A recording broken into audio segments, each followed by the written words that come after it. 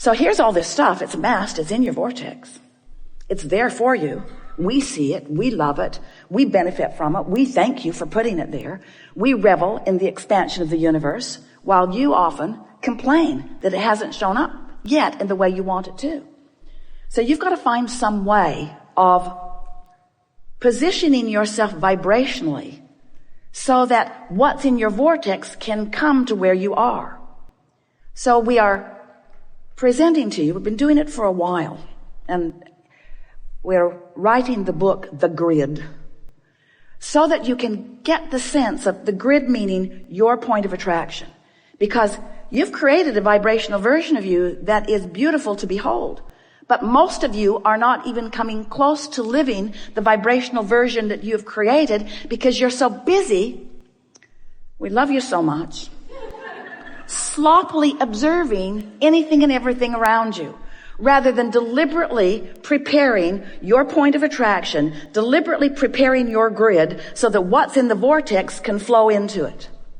And when it starts flowing, oh, you know it. It flows with ideas. It flows with energy, vitality, we mean. But it also flows with rendezvous. It flows with things just seeming to come out of the blue. It flows with phone contacts. It flows with money coming to you in unexpected ways. It flows to you in promotions. It flows to you in good impulses when you drive. It flows to you in bodily conditions. It flows to you in physical vitality. It flows.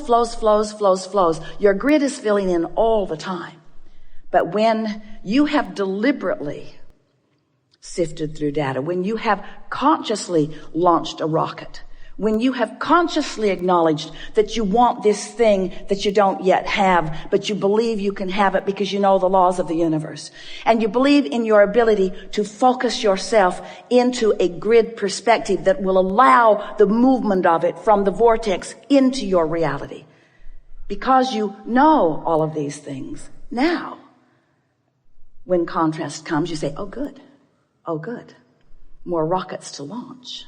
And as the rockets are launching, you say, oh, that felt good. Can't hold it because I'm not used to practicing it. Oh, it felt really good. No, it doesn't feel so good anymore. I really liked wanting that for a minute till I realized I don't have it. Do you remember those fresh desires when you were kids before your parents crushed your dreams? Do you remember when you believed in your own ability to create? Do you remember when you thought the world was on your side before so many convinced you that they weren't?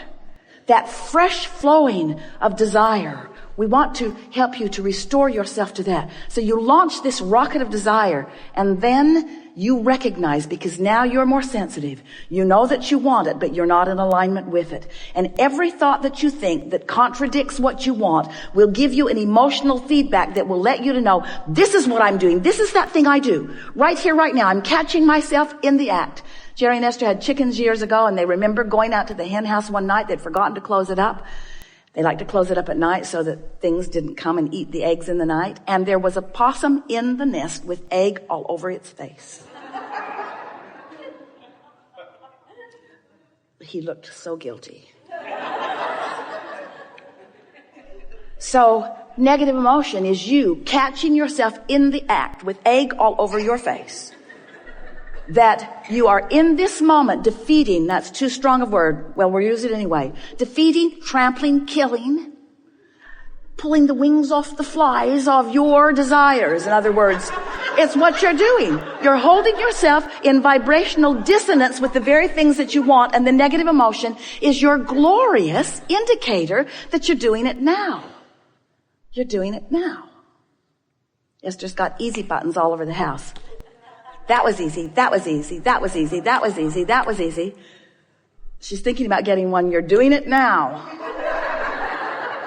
You're doing it now because you are aware when you will know what negative emotion means, that you are in that place where you are not holding it off forever, not defeating it, but certainly slowing it down. Slowing what down? Slowing down your ability to stand, begin again. You have created a grid.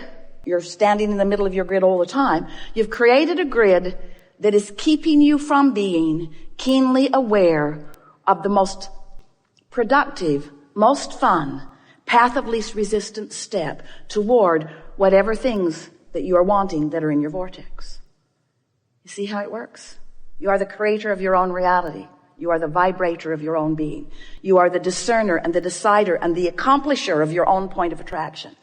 And it is so much fun when you deliberately sift through the contrast. Yay, stuff to choose from. You launch a rocket, and even though you can't hold it necessarily the first time, you know you can work your way around to that because there are endless processes to help you do that. And then when you finally accomplish that alignment with what you want, and the energy starts moving, and we love the word momentum. You feel the momentum of forces moving to assist you in the accomplishing of what you want.